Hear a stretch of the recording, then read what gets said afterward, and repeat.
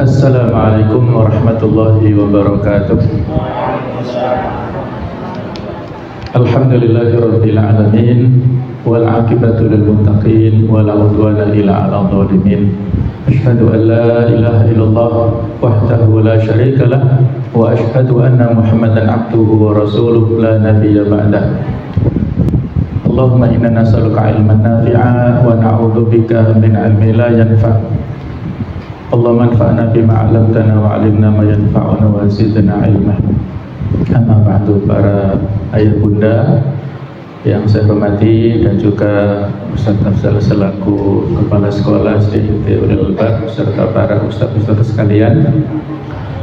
Alhamdulillah kita semua bisa bersilaturahim di majelis ini, majelis ilmu, majelis zikir yang mudah-mudahan bisa memberikan ketenangan kepada kita, memberikan manfaat kepada kita untuk senantiasa mengingat tanggung jawab besar kita, mendidik, mendampingi putra-putri kita menuju ke masa depan yang jauh lebih baik dibandingkan dengan kita, dan mudah-mudahan bisa menjadi investasi jangka panjang yang tidak terputus sampai pada saat kita di alam barzakh, dan mudah-mudahan jauh ke depan semua kita, keluarga kita dipertemukan kembali, reuni di surganya Allah Subhanahu wa ta'ala.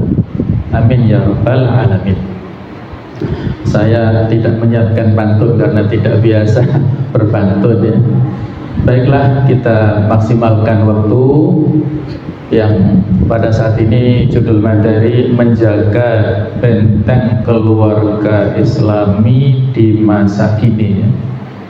Mengingat kembali tentang peran ayah dan bunda dalam membentuk generasi berkarakter Qur'ani. Jadi perlu kita review kembali ya, kira-kira apa sih sebenarnya keluarga Islami itu? Pengertiannya apa? Biasanya kalau kita ya menghadiri acara-acara akad nikah atau walimah, banyak para ustadz kita penceramah yang mengingatkan tentang pentingnya membentuk keluarga Islami. Dan kita sudah berumah tangga sekian tahun, kira-kira apa yang kita dambakan pada saat membentuk rumah tangga itu sudah terwujud ataukah belum? Pada saat suami istri ini menyampaikan janji setia, terutama suami yang akad ya dengan wali dari pihak perempuan ini, ada semangat setelah itu untuk membentuk keluarga Islami dengan jargon visinya sakinah mawaddah warahmah. Apakah visi tersebut sudah kita dapatkan ataukah belum? Nah, inilah pentingnya kita menghadiri acara parenting Islami seperti ini dalam rangka untuk mengingat apa kira-kira kondisi atau bagaimana kondisi rumah kita. Pengertian secara umum tentang keluarga Islam itu adalah keluarga yang di dalamnya ditegakkan adab-adab Islami. Nah, jadi bukan hanya keluarga yang mementingkan aspek-aspek material saja, tetapi keluarga yang ditegakkan adab-adab Islami, nilai-nilai Islami,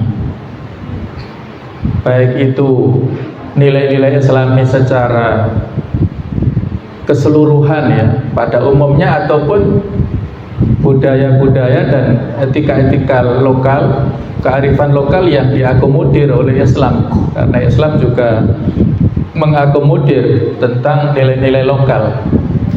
Itu kita tegakkan di dalam rumah tangga. Yang kedua, yaitu didirikan di atas landasan takwa dan ibadah. suami dipertemukan dengan istrinya bukan semata-mata untuk kepentingan duniawi atau barangkali penyaluran syahwat biologis saja, bukan, tetapi suami istri ini dipertemukan dalam sebuah rumah tangga dengan landasan takwa dan ibadah.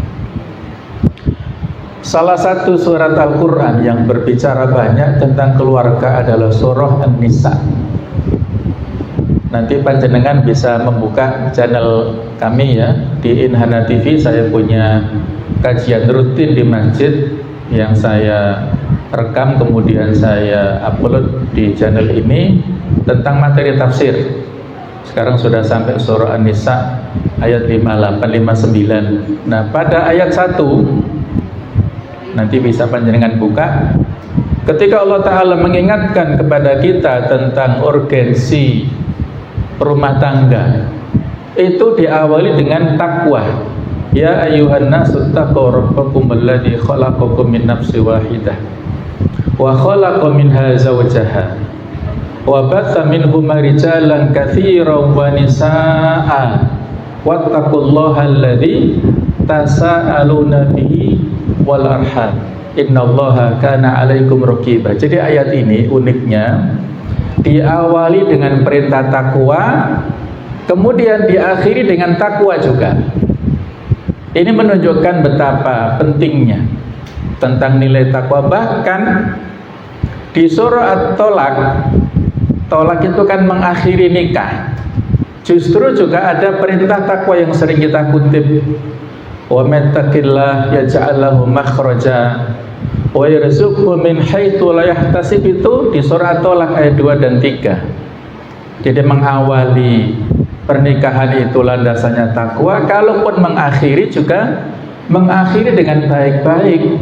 Nah, ini penting karena ada sebagian ya kasus orang-orang mungkin famili saudara kita yang pada saat bercerai itu dalam keadaan bermusuhan.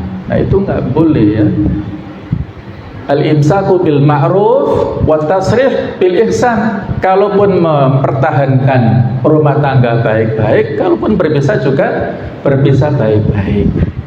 Silaturahim tetap terjaga walaupun tidak ada ikatan suami istri. Nah, kadang-kadang ini yang dilupakan ya di masyarakat. Nah, jadi nilai takwa dan ibadah. Kemudian keluarga Islamnya adalah bertemu dan berkumpul karena Allah Ta'ala. Semua ya kita sudah ada tulisan di Lauhul Mahfuz masing-masing.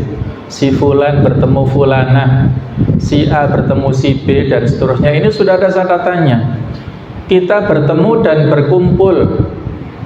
Barangkali ada suami ya dari Jawa bertemu dengan istri dari Madura.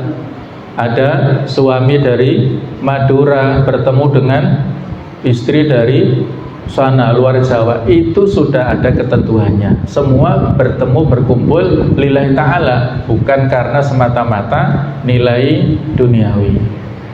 Dan juga ada saling menasihati dalam kebenaran dan kesabaran, amar ma'ruf nahi mungkar. Nah, coba ya, ini juga penting. Apakah budaya, kalau di surah Al-Asr ya, indikasi atau tanda orang tidak rugi itu kan di samping iman ya, kemudian amal soleh, juga saling memberi wasiat dalam kesabaran dan kebenaran. Apakah ada budaya saling menasihati antar anggota keluarga? Ayah memberi nasihat kepada istrinya, memberi bimbingan.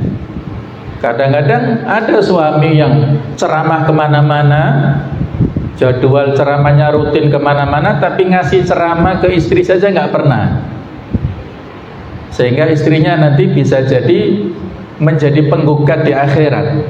Waliyadzubillah.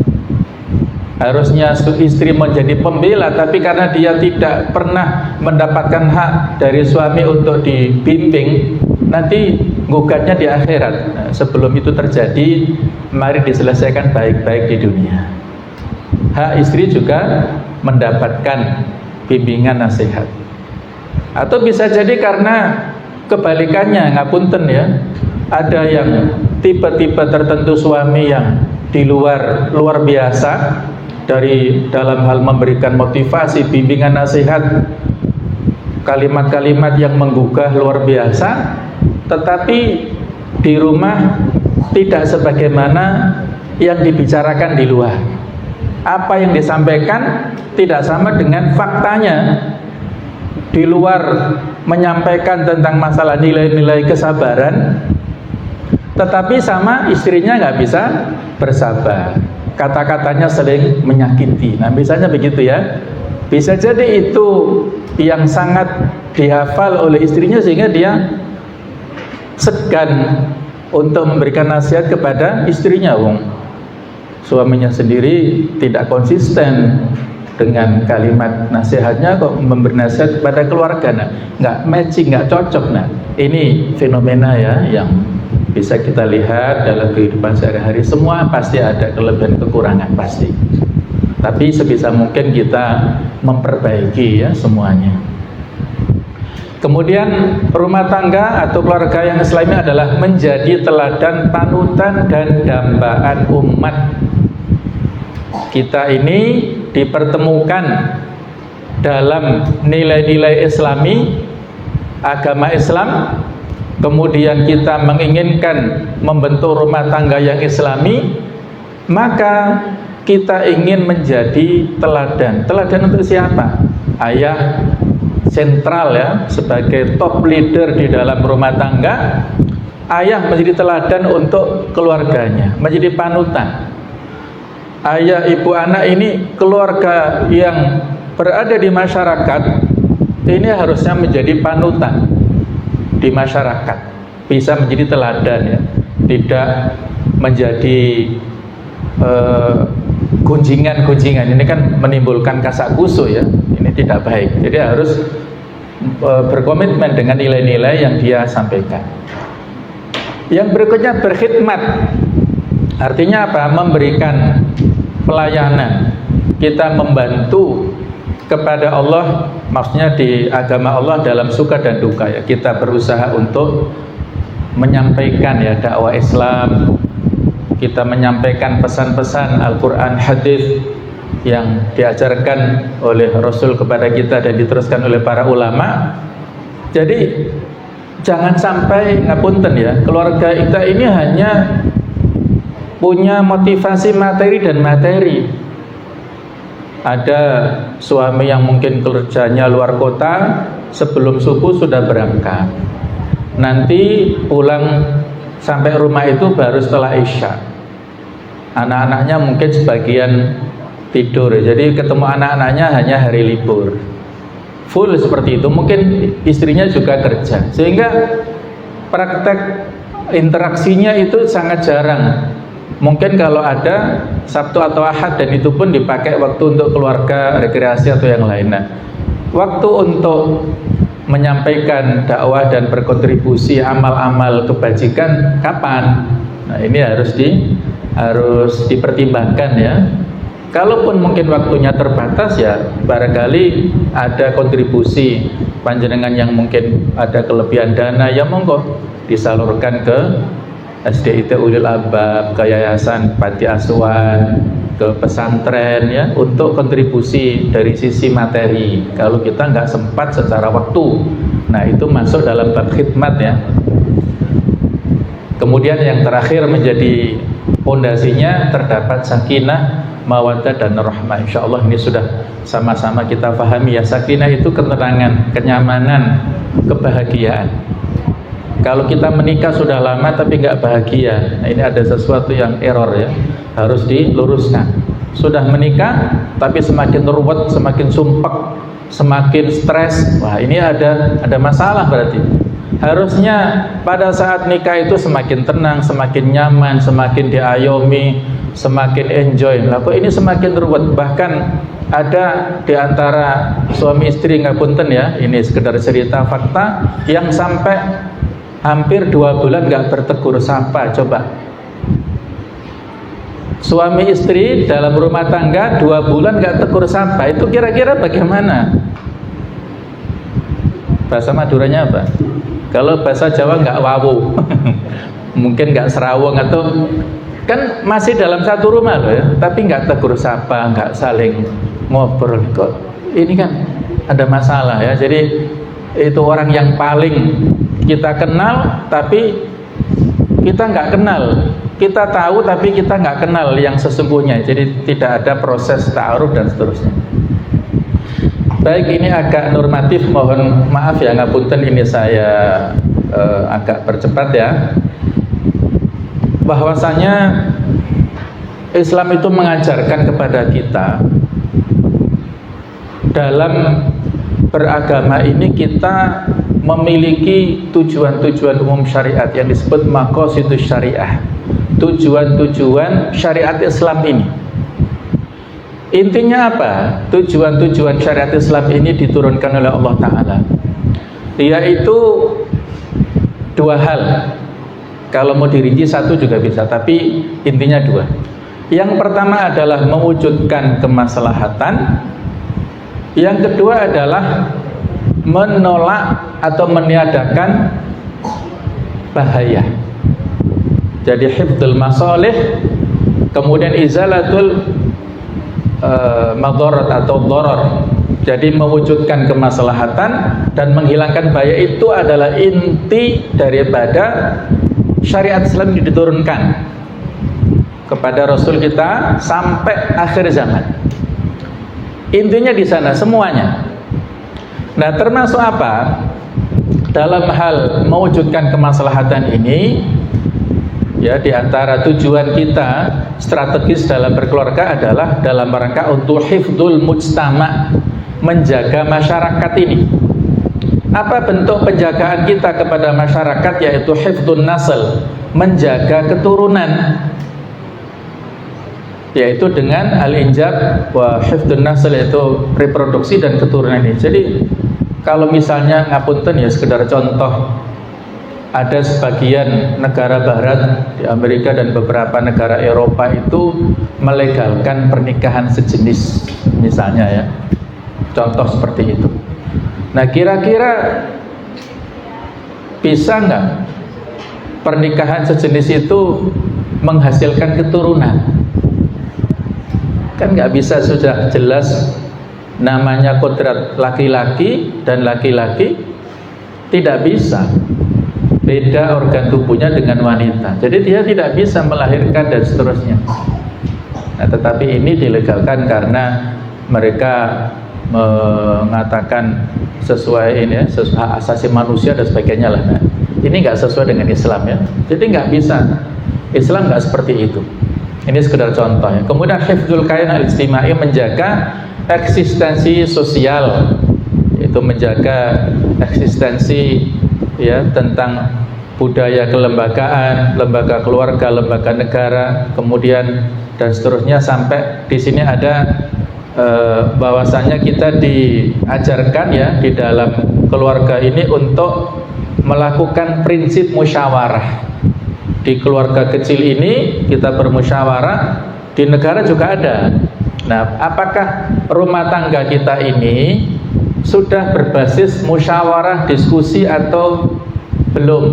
Nah, mungkin beda-beda. Nah, ini makanya kita meluruskan ya.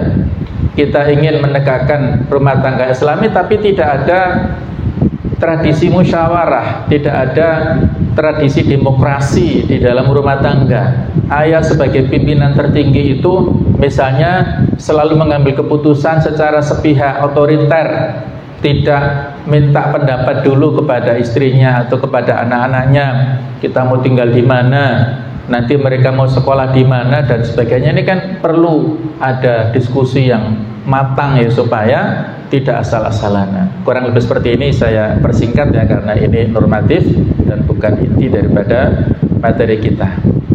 Nah, kita kembali kepada Al-Quranul Karim, ayat yang sering sekali kita baca, kita diingatkan ya oleh para guru kita, ya ayyuhalladzina amanu qu anfusakum wa ahlikum nar. Wahai orang-orang yang beriman, jagalah diri kalian dan keluarga keluarga kalian dari api neraka. At-Tahrim ayat 6.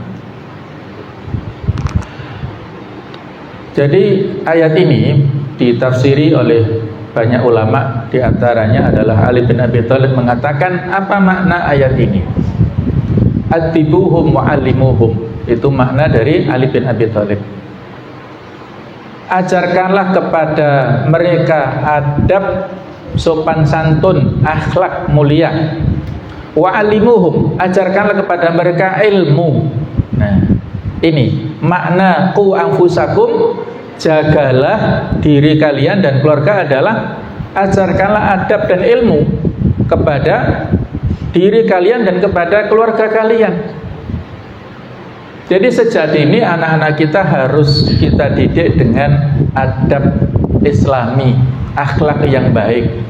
Bagaimana tata cara ya, berinteraksi dengan orang tua, bagaimana cara hormat, ta'zim kepada orang tua, nantinya akan berimbas kepada gurunya dan lain-lain. Ini diajarkan. Nah, ini penting jamaah sekalian. Kenapa? Ya karena era saat ini luar biasa. Tadi digambarkan oleh Ustaz Afzal, kemudian ada pengantar istri saya tadi ya, tentang tanggung jawab kita sebagai orang tua. Terutama ini saya agak fokus di sini ke ayah. Alhamdulillah ada beberapa ayah yang hadir ya. Kita insya Allah akan masuk pada tanggal 12 November ini, hari ayah. Nah, ini saya ingatkan bagi yang belum tahu atau bagi yang lupa, ada hari ayah, ada hari ibu, ada juga hari ayah. Kalau hari ayah ini ya bukan hanya ayah yang minta hak ya, tapi ayah juga menunaikan kewajibannya, mengingatkan kembali ya, tugas tanggung jawab. Di dalam hadis diceritakan, kullukum ra'in wa kullukum mas'ulun an ra'iyati. Setiap kalian adalah pemimpin dan setiap kalian dimintai pertanggungjawaban atas apa yang dipimpinnya. Ra'iyah itu sudah diadopsi dalam bahasa kita menjadi rakyat. Nah, itu dari bahasa Arab ra'iyah, yang dipimpin, objek yang kita pimpin adalah rakyat. Warrajul wal al-imamu ra'in wa mas'ulan ra'iyatihi, pemimpin itu adalah al-imam ya, imam itu adalah pemimpin dalam skala, kalau skala tertinggi ya, kalau kita presiden, dan dia akan dimintai pertanggungjawaban atas apa yang dipimpinnya, yaitu rakyatnya. Warrajulu ra'in fi ahlihi wa huwa mas'ulun an ra'iyatihi. Dan seorang laki-laki ini lebih spesifik ditunjuk ini, walaupun nanti seterusnya juga ada wanita ya, tapi saya penggal di sini. Laki-laki adalah pemimpin di dalam keluarganya dan dia akan dimintai pertanggungjawaban atas keluarganya yang dipimpin itu. Hadis sahih Bukhari Muslim. Coba, ini unik hadis ini ya. Yang disebut itu al-imam dan ar-rajul. Al-imam itu pemimpin tertinggi, ar-rajul itu pemimpin keluarga. Jadi luar biasa Islam ini mengatur dari yang tertinggi sampai kepada kepemimpinan terendah yang ada di keluarga ini. Dan kepemimpinan ini semuanya ada mas'uliyah, ada tanggung jawab. Nanti akan dimintai pertanyaan ya, akan ditanya kepada kita, apakah sudah memberi nasihat pada istrinya, apakah sudah membina kepada anaknya, apakah sudah mengajarkan ngaji, mengajarkan sholat, mengajarkan ini. Kalau dia nggak bisa, apakah sudah menitipkan ke guru-guru ngaji misalnya. Itu ada pertanyaan-pertanyaan yang rinci ya. Nah, terutama dalam hal ini ayah. Kalau dalam Al-Quranul Karim ya, saya ingatkan ayat-ayat Al-Quran itu yang bicara dialog antara ayah dan antara orang tua dan anak itu ada 17 ayat jumlahnya. Dan uniknya 14 ayat itu dialog antara ayah dan anaknya. Apakah Nabi Ibrahim kepada putranya, Nabi Yakub, Nabi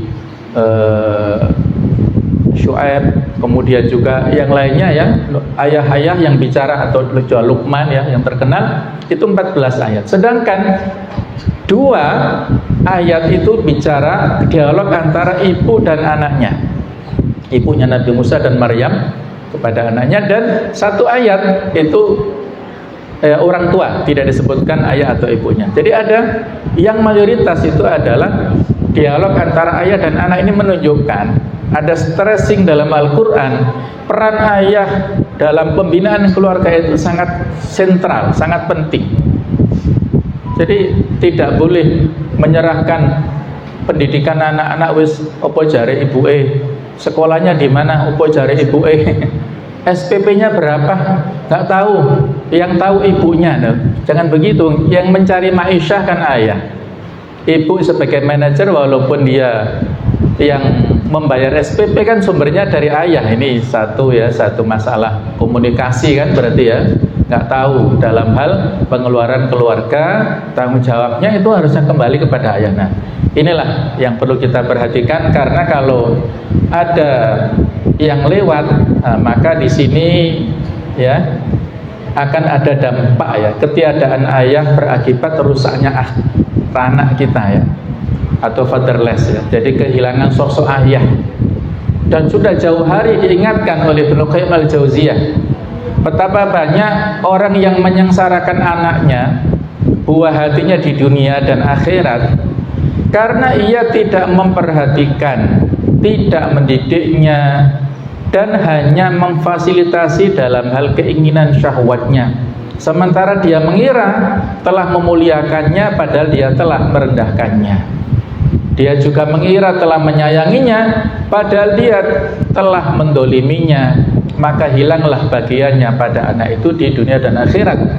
Jika Anda amati kerusakan pada anak-anak pada umumnya berasal dari sisi ayahnya. Ini dalam kitab Tuhfatul Maudud bi Ahkamil Maulud.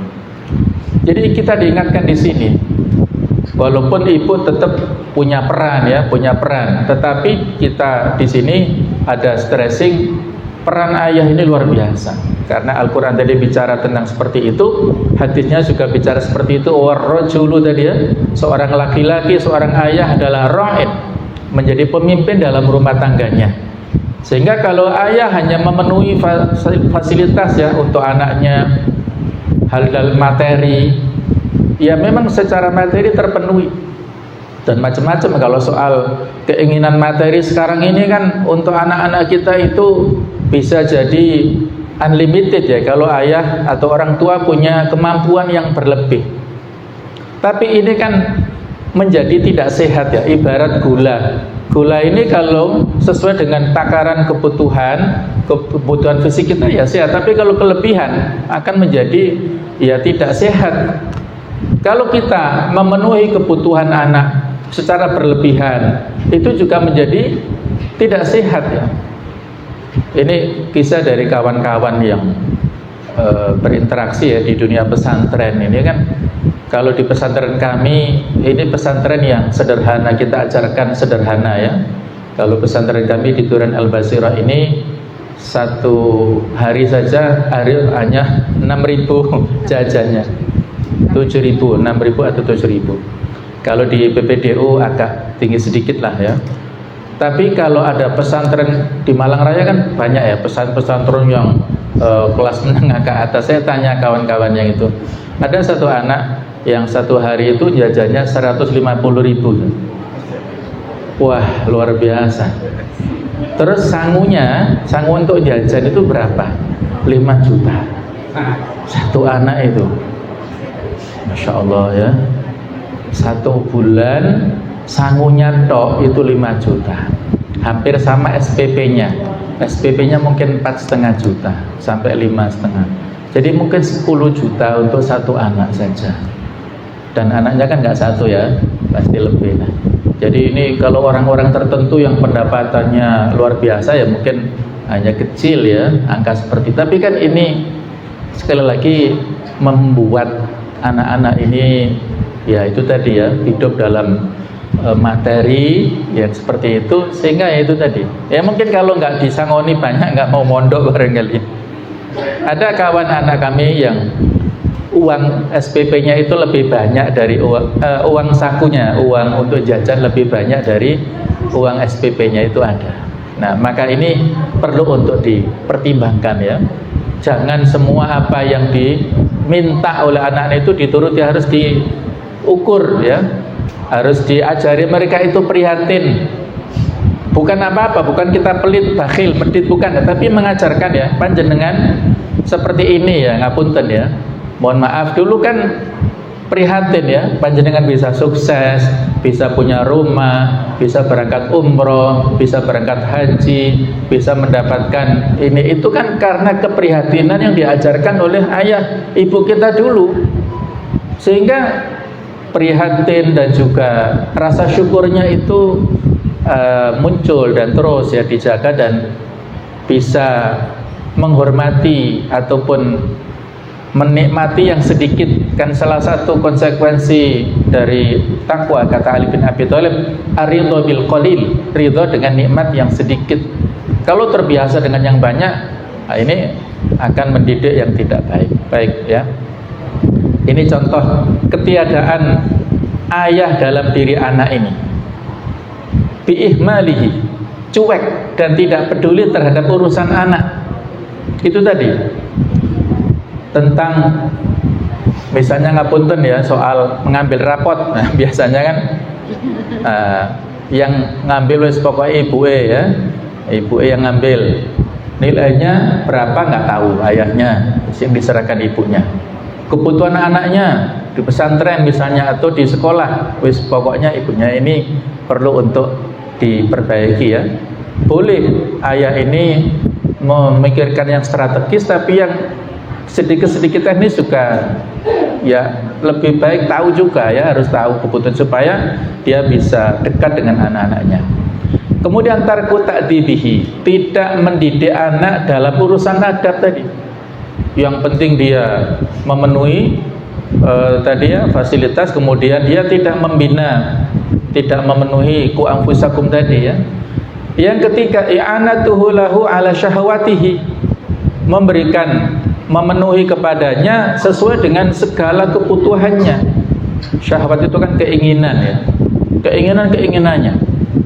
Bahkan ngapunten ya, ada contoh kasus di Sumatera sana, seorang ibu dia PNS di sekretariat daerah di salah satu Pemda di Sumatera itu sampai melakukan korupsi, tindakan korupsi, karena ada tuntutan ya dari anak yang perempuan ini sudah mulai mahasiswa, artinya dia sudah mulai kuliah.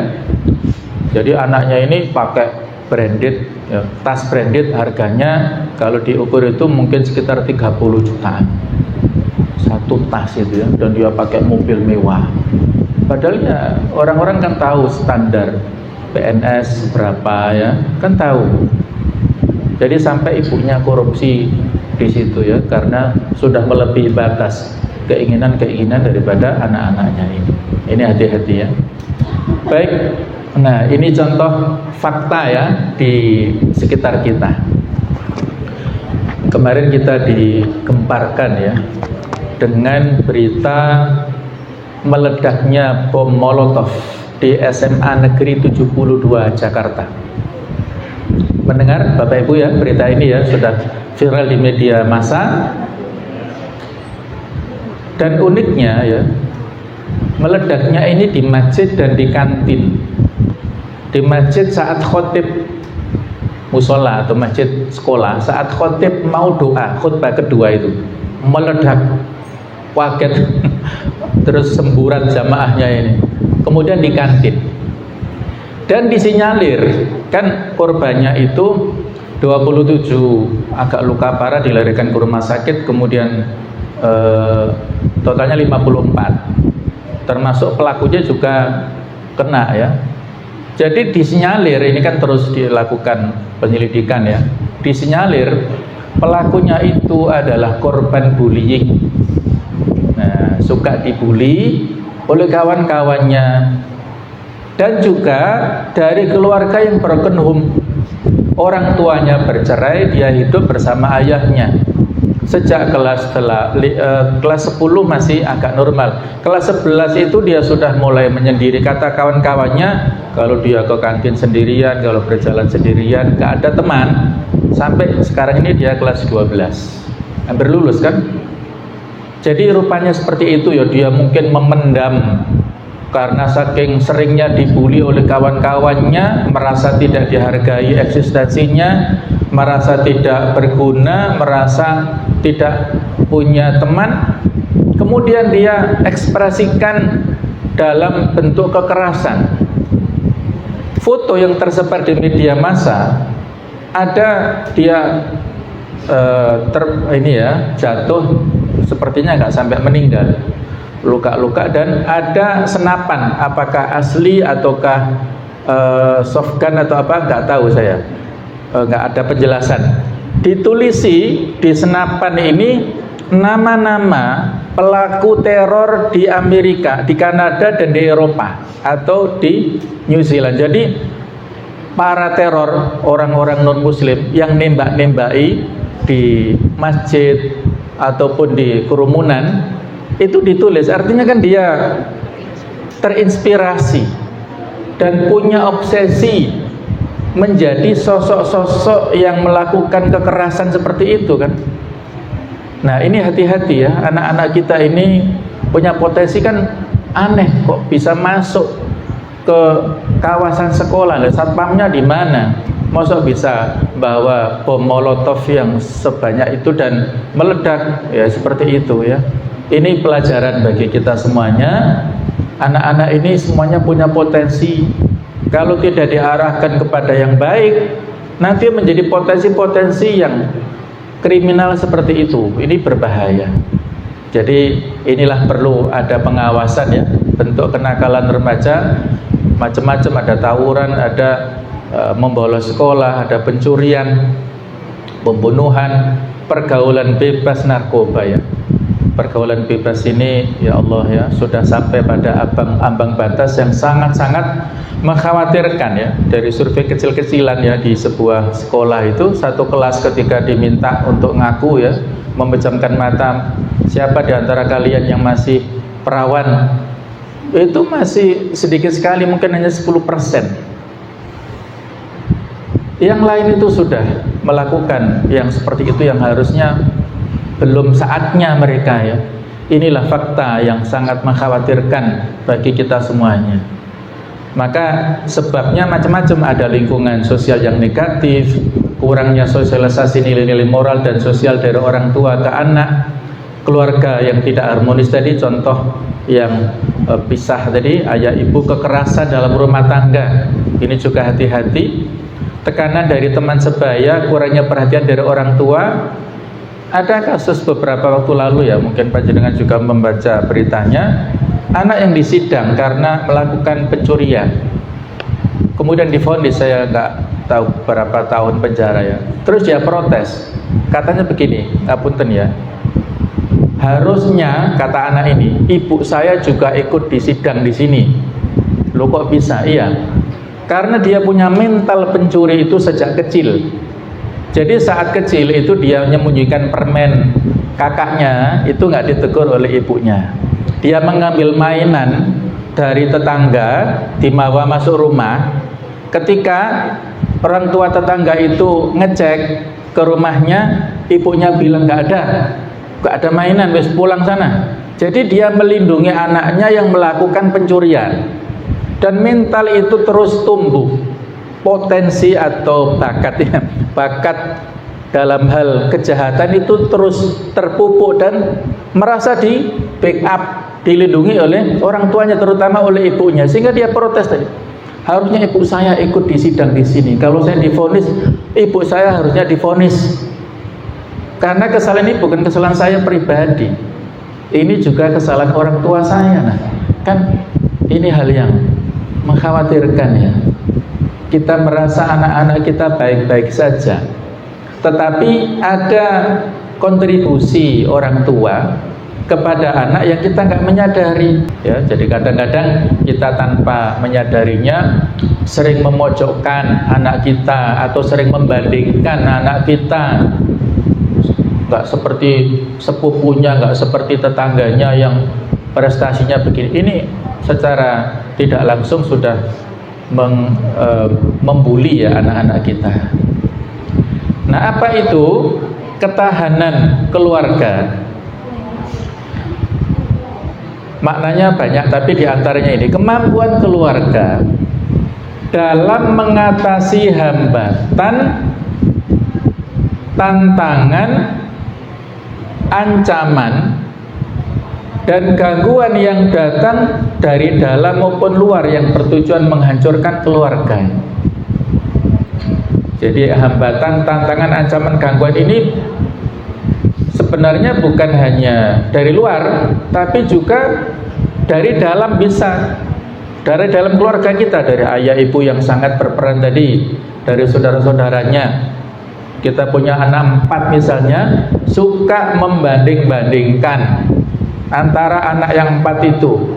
Kamu nggak seperti kakakmu yang selalu ranking 1, kamu ranking bawah terus. Nah, itu sudah kita menorehkan luka pada hatinya ya. Dia seolah-olah menjadi makhluk yang tidak berguna. Ini bisa menjadi mental block untuk anak-anak. Jadi bukan hanya dari luar, bukan dari lingkungan sekolah atau lingkungan pergaulan, tapi dari dalam juga bisa. Ya, maka ini harus kita sadari bersama. Nah, ketahanan keluarga ini ada banyak parameternya. Di antaranya dari sisi ketahanan agama. Nanti ada penjelasan sedikit, kemudian ketahanan fisik, ketahanan psikologis, kemudian ketahanan ekonomi dan ketahanan sosial. Insya Allah nanti saya share ya materi ke Ustadz Afzal dan bisa di-share ke panjenengan supaya manfaatnya lebih banyak insya Allah. Apa penjelasannya ini? Nah, ini agak rinci ya, saya bacakan, nggak perlu ditulis. Ketahanan fisik, kemampuan keluarga dalam menjaga kesehatan fisik. Karena bila fisiknya tidak sehat, maka akan menjadi masalah dan berdampak pada kondisi psikis kehidupan keluarga. Coba ya kita perhatikan kesehatan fisik ini seolah-olah sepele, tapi ini sangat fatal. Anak-anak kita itu saat ini ya suka jajan yang makanan-makanan instan itu loh. Dan di situ banyak sekali ada zat pengawetnya, ada zat yang sangat bahaya. Sehingga banyak anak-anak orang lain ya, kasus-kasus anak-anak itu yang usianya masih belasan, belum ada 30-an ya, belum ada usia, belum menikah, tapi sudah ada yang gagal ginjal, ada yang sakit jantung, ada yang kolesterol, macam-macam. Itu diantaranya yang perlu untuk menjadi perhatian adalah mereka suka memakan makanan yang instan-instan. Ini hati-hati. Jadi kesehatan fisik ini terutama dari sisi makanan. Yang kedua, ketahanan psikologis, kemampuan anggota keluarga untuk mengelola kesehatan mentalnya, baik dalam mengelola emosinya, mengelola stres, motivasi hidup, komunikasi dengan anggota keluarga, sehingga anggota keluarga dalam berkembang dan menjalankan fungsinya itu bisa dengan baik ya. Nah, jadi itu tadi ya, saya punya kawan yang dalam dunia paramedis ya, di dunia kesehatan itu sekarang tidak sedikit anak-anak yang remaja yang beleleng ya, ataupun yang suka diam ya, kemudian tidak bisa berpikir, bahkan sebagian dibawa masuk ke rumah sakit jiwa gara-gara orang tuanya sudah tidak sanggup memberikan pembinaan kepada anak-anaknya. Ini kan bahaya ya. Anak-anak yang harusnya mereka luar biasa potensinya, tapi ada gangguan ini dari sisi psikologis. Yang ketiga, ketahanan ekonomi, kemampuan keluarga dalam memenuhi kebutuhan hidupnya, baik kebutuhan pangan, sandang, papan, dan hiburan. Jadi sekali-kali ya hiburan, healing. Mungkin setengah tahun sekali, 1 tahun sekali jalan-jalan dengan keluarga, umroh misalnya, alhamdulillah ya, jalan-jalannya umroh ya ke tanah suci, alhamdulillah. Jalan-jalan ke Malang sana ya, banyak sekali objek wisata, monggo mampir ke tempat kami ya. Ada ya banyak sekali hiburan di sana untuk memberikan edukasi ya kepada anak-anak kita. Nah, ini perlu ketahanan ekonomi ini. Kemudian ketahanan sosial, kekuatan keluarga dalam penerapan nilai, budaya dan norma dalam masyarakat Ketahanan sosial meliputi bagaimana sebuah keluarga berinteraksi dengan lingkungan sosialnya semampunya. Apakah ibu-ibunya aktif di RT, PKK atau apa, silahkan. Bapak-bapaknya juga demikian, monggo. Bagi yang punya potensi, asalkan memberi manfaat walaupun itu kecil, semampu usaha dari kita masing-masing ya. Karena kita pasti ada kesibukan, tinggal bagaimana kita manage dengan baik.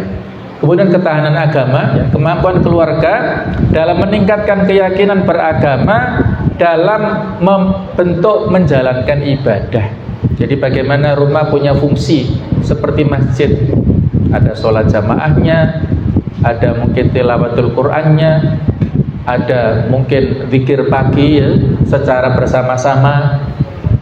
Kalau sedang berkumpul, kalau misalnya dalam perjalanan, itu zikir paginya bersama-sama di kendaraan misalnya. Nah, itu memberikan kebersamaan dalam beribadah ini.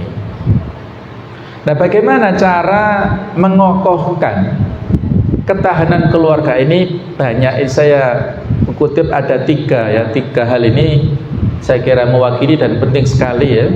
Rinciannya banyak, tapi diantaranya tiga ini yang penting. Yang pertama, kokohkan relasi suami istri. Dan ini kan pilar ya. Kalau suami istri, bapak, ibu, ayah, bunda, papa, mama dalam keluarga itu ada miskomunikasi, maka pasti imbasnya kepada anak-anak. Maka harus dikokohkan relasi suami istri. Al-mu'asyarah bil ma'ruf, artinya adalah interaksi hubungan yang baik antara suami istri ini. Kemudian kokohkan kualitas pribadi. Laki-laki menjadi suami terbaik. Ar-rijalu qawwamun 'alan nisa. Laki-laki ini pemimpin, qawwam dalam rumah tangga. Dia menjadi top leadernya. Kemudian wanita menjadi istri yang terbaik. Bagaimana istri terbaik itu kriterianya? Dia itu wanita solihah, dunya mata. Dunia itu adalah kesenangan. Wa khairu mata'iha al-mar'atu solihah, dan sebaik-baik kesenangannya adalah istri yang solihah. Ada hadis yang menyebutkan idza sholat al-mar'atu khamsaha, kalau wanita istri itu sholat 5 waktu, wa shaumat syahroha, dia puasa Ramadan, wa hafizat farjaha, menjaga kehormatannya, wa ata'at zaujaha, taat kepada suaminya, nutiyat, nanti di akhirat dipanggil, min abwabil jannah, dari 8 pintu surga, udkhuli, masuklah kamu dari pintu surga manapun yang kamu sukai, silahkan. Subhanallah, luar biasa ya. Istri yang solihah yang punya 4 kriteria ini, dia rajin sholat, rajin puasa, menjaga kehormatannya, taat pada suaminya, maka nanti malaikat memanggil, silahkan masuk dari pintu manapun yang kamu sukai. Ini jaminannya. Jadi kalau istri solehah ini ya surganya nunut suami lah istilahnya ya. Idza ayyuma mar'atin matat, sewanita manapun yang meninggal dunia, wa zawjuha anna radin, dan suaminya ridho, dakhalatil jannah, maka wanita ini masuk surga. Nah, itulah ya, kita punya pendamping suami ini wajib disyukuri, wajib untuk kita jaga keharmonisannya, supaya nanti pada saat kita misalnya dahulu ya meninggal dunia, misalnya bagi yang istri, suaminya ridho, maka jaminan surga untuk istri yang soleh. Jadi itu kita kokohkan kualitas pribadi. Kemudian kita kokohkan cinta hingga ke surga. Artinya apa?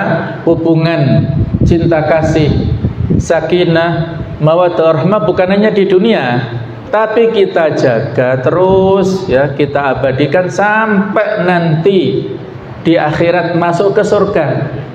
Itulah visi masa depan jauh ya. Al-akhillau yawma idzin ba'dhum li ba'din atu ilal muttaqin. Orang-orang yang saling bercinta kasih di dunia nanti di akhirat akan menjadi musuh illal muttaqin, kecuali orang-orang yang bertakwa.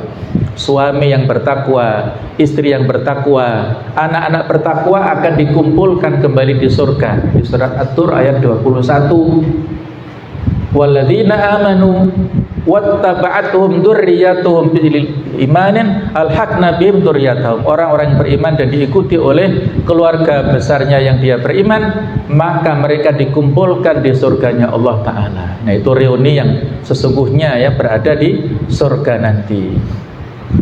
Nah, inilah kita diingatkan tanggung jawab kepada pendidikan ya. Orang tua yang berusaha keras mendidik anaknya dalam lingkungan ketaatan kepada Allah, maka pendidikan yang diberikannya tersebut merupakan pemberian yang berharga bagi sang anak. Meski terkadang hal itu jarang disadari ya. Dalam sebuah hadis diceritakan Rasulullah, "Mana halawalidun waladau afdal min adabil hasan." Tiada sesuatu pemberian yang lebih utama dari orang tua kepada anaknya selain pendidikan yang terbaik ya. Jadi kalau bisa, terutama ayah ya, memberikan pendidikan primer kepada anak-anak itu ditangani langsung oleh ayahnya. Misalnya belajar ngaji. Sehendaknya orang tua, khususnya ayahnya sendiri yang ngajari kepada anaknya alif, ba, ta, dan seterusnya itu langsung sejak dia belum bisa baca Quran sampai bisa. Supaya apa? Ketika nanti anaknya sudah bisa baca ayat Al-Quran, sudah bisa khatam tilawah, dan sedikit-sedikit sudah bisa menghafal, bahkan mungkin nantinya anak kita menjadi hafidz Al-Quran 30 juz, maka pahala yang mengalir itu ke orang tuanya, terutama ke ayahnya yang telah mengajari. Jadi ayah ini figur sentral.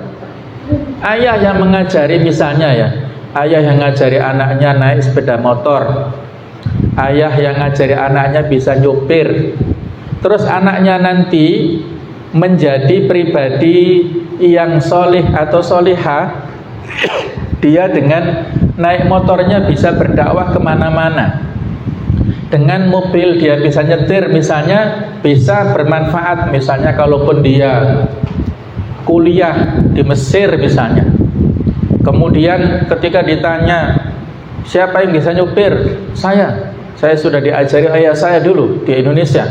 Wah, akhirnya dia nyupir, bawa bantuan, bawa nyupir truk, masuk ke Palestina misalnya ya, masuk ke Gaza, bawa bantuan dari Reva itu masuk. Maka itu pahalanya mengalir kepada ayahnya, manfaatnya mengalir kepada orang tua yang telah mengajari mungkin hal yang biasa atau yang, tapi ini figur ayah ini luar biasa. Ayah memberikan, menularkan keahlian kepada anaknya, mungkin walaupun sepertinya biasa, tapi suatu saat itu akan bermanfaat dan pahalanya terus mengalir kepada orang tuanya. Nah, begitu pula ibu berperan ya, memberikan didikan kepada anak putrinya, bisa masak ataupun bisa dalam hal tata boga, dalam hal yang lain. Misalnya ini contoh ya, kalau anaknya nanti dibutuhkan keahliannya, kuliah dimanapun, mereka buka catering atau mungkin masakan untuk majelis taklim atau untuk apa, itu pahalanya terus mengalir kepada orang tua yang telah memberikan pengajaran. Nah, luar biasa inilah ilmu. Nah, berikutnya sama sekalian, keluarga adalah madrasah pertama. Ada ungkapan al-ummu madrasatun ula ya. Ibu itu adalah sekolah pertama. Betul. Tetapi ada lagi tambahan ya dari para ulama, wal ab mudiruha. Ayah itu kepala sekolahnya, begitu. Jadi memang ibu ini sebagai sekolahnya ataupun pengajarnya, tapi kepala sekolahnya ayahnya ini. Artinya apa? Pendidikan itu harus dilakukan secara bersama-sama. Ada poin ya, 3 pilar keluarga Islami, yaitu iman merupakan benteng akidah yang lurus, kemudian ilmu bekal pengetahuan agama dan umum, serta akhlak cerminan adab dan perilaku sehari-hari. Jadi ada iman, ilmu dan akhlak, ini bekal yang sangat penting untuk anak-anak kita, dan khususnya anak-anak yang usia SD. Ini penanaman nilai dan pembentukan kebiasaan, karena usia 7-10 ini adalah usia tarbiyah, pembinaan untuk anak-anak kita. Dan kemudian yang disampaikan istri saya, jadi tantangan benteng keluarga saat ini, kita dihadapkan pada tantangan, baik itu ancaman eksternal, serangan digital, kecanduan gadget, konten yang tidak islami, game online yang berlebihan ini luar biasa. Tantangan yang berat saat ini kita hadapi, yang era 80-an atau 90-an ini tidak seperti era sekarang ini ya. Jadi tantangan berat saat ini. Ada gempuran budaya, gaya hidup hedonis, instan dan individualis. Hedonis ini glamor ya, sehingga ya seolah-olah menjadikan anak-anak ini berada di awang-awang ya. Mereka ketika melihat para artis dengan gaya hidupnya begitu, seolah-olah yang didapat dari rumah tangganya, dari ibunya nggak ada apa-apanya. Nah, ini yang membuat mental anak-anak kita ini rusak ya. Kemudian lingkungan, pergaulan di luar rumah yang tidak terkontrol, ini yang perlu untuk kita waspadai, ancaman eksternal. Ataupun yang ancaman internal, minimnya waktu, kesibukan orang tua, ada komunikasi negatif. Jadi kadang-kadang ada orang tua yang cenderung memarahi, bukan menasihati. Jadi ketika kita menemukan kesalahan pada anak-anak itu didudukkan baik-baik. Kita kasih hak jawab. Hakim saja di pengadilan memberi hak jawab kepada terdakwa ya, apa ininya, pembelaannya. Maka kita orang kemudian lisan penuh hikmah. Di sini membaca Al-Qur'an ya, membaca Al-Qur'an bersama, tadarusan, kemudian juga dengan membaca tafsirnya misalnya, monggo. Kemudian jaga ucapan, hindari marah atau mencela di depan anak. Kalau ada masalah dengan pasangan kita masing-masing, hendaklah dikondisikan, jangan sampai di hadapan anak-anak. Dan juga kita perbanyak doa untuk anak, dibaca dan didengar oleh anak. Misalnya ya doa Rabbana hab lana min azwajina, insyaallah sudah hafal semua ya, Al-Furqan ayat 74 itu. Kemudian juga Rabbi ja'alni muqimas shalah wa min dzurriyyati. Itu doa Nabi Ibrahim supaya menjadikan anak-anaknya senang dalam sholat. Yang kedua, strategi kedua adalah bingkai penggunaan teknologi. Ini agak teknis tapi juga penting ya. Atur bukan melarang total. Di antaranya batas waktu yang jelas, tentukan durasi yang disepakati. Apakah 1 jam per hari setelah tugas selesai sebagai rewardnya. Kemudian kontennya halal, kontrol aplikasi dan tontonan, gunakan figur, ada parental control.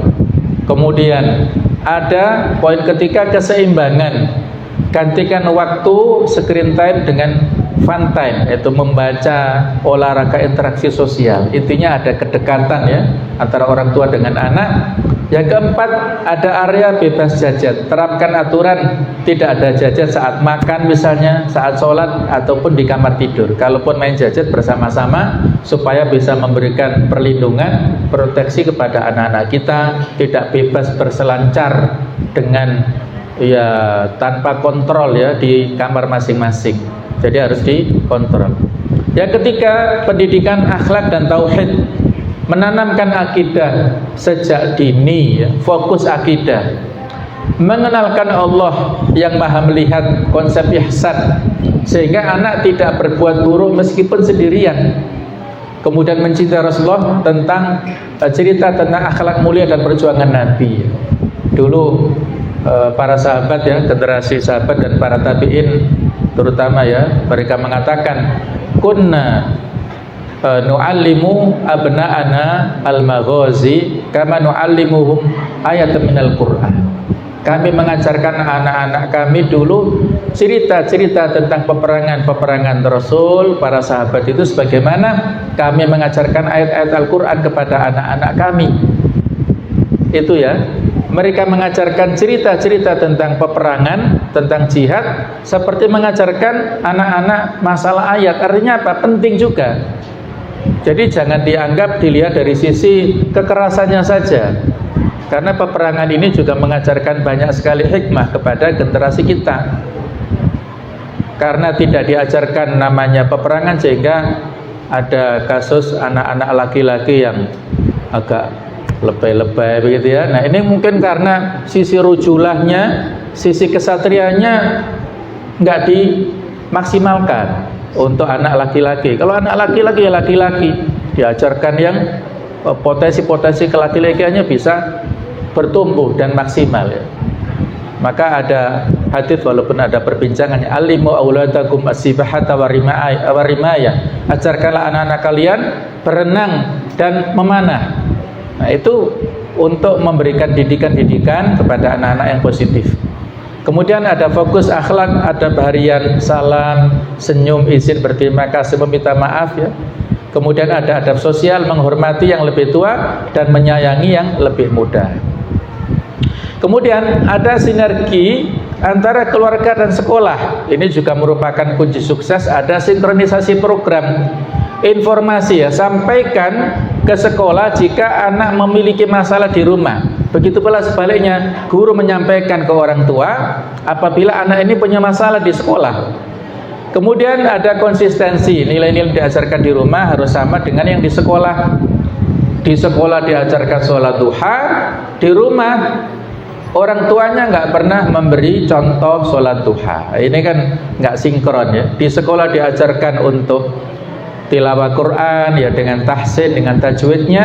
Di rumah tidak mendapatkan contoh dari orang tua. Nah, ini harus disinkronkan. Kemudian apresiasi, berikan penghargaan atas pencapaian moral anak baik di rumah maupun di sekolah. Nah, saya kira reward ini juga penting ya, memberikan motivasi kepada anak-anak, walaupun juga tidak boleh diajarkan yang materialis ya pada anak kondisinya, karena kalau keluarga baik akan berkumpul dalam masyarakat yang baik, tingkat RT, tingkat RW akan berkumpul dalam sebuah desa yang baik, kecamatan yang baik, sampai tadi terpilih presiden yang baik itu dari keluarga yang baik. Nah, yang terakhir ya, kesimpulannya ada doa yang sering kita ucapkan ini ya, surah Al-Furqan 74 ini memberikan pesan yang mulia kepada kita untuk menjadi pribadi-pribadi ya, waja'alna lil muttaqina imama ini. Ya Allah, jadikanlah kami pemimpin bagi orang-orang yang bertakwa. Artinya apa? Kita punya tugas untuk mengkondisikan anggota keluarga dan anggota masyarakat supaya menjadi pribadi-pribadi yang muttaqin, sehingga yang terpilih itu pemimpin adalah yang muttaqin. Karena pemimpin adalah cerminan dari masyarakat. Kaifa ma takunu yuwalla alaikum. Bagaimanapun kondisi kalian, seperti itulah pemimpin kalian. Nah, itulah pesannya ya. Jadi pesan inti benteng keluarga yang kuat, generasi Islam hebat. Jadi call to action, mari mulai hari ini kita perbaiki diri kita, perbaiki rumah kita untuk masa depan anak-anak kita. 3M ya, mulai dari yang kecil, mulai dari diri sendiri, mulai dari sekarang. Yang kecil apa ya, nggak usah bicara mulu-mulu sebelum kita bicara di luar sana. Yang kecil, misalnya yang kecil apa? Makan. Budaya makan ini kan biasa. Tapi kalau kita nggak mengikuti adabnya ya, akhirnya sampai besar nggak paham. Jadi budaya makan, makan dengan tangan kanan, makan dengan bismillah, makan dari yang terdekat, ini kan hal yang kecil ya. Tapi kalau tidak dibiasakan sejak kecil, nggak diingatkan, anak-anak kita nanti bisa nggak punya adab dalam bab itu. Nah, kemudian mulai dari diri sendiri. Sebelum kita mengajarkan pada yang lain, mari kita mulai diri sendiri, dan kemudian kita mulai dari yang sekarang. Baiklah, saya kira itu untuk materi kita pada kesempatan ini. Mohon maaf kalau agak terburu-buru ya, agak cepat dalam penyampaian. Mudah-mudahan apa yang saya sampaikan ini bisa menjadi nasihat untuk diri saya pribadi dan kepada kita semuanya. Insya Allah kita masih optimis ya, kita masih ada waktu bagi kita semuanya untuk membersamai, mumpung kita masih sehat, mumpung kita masih hidup.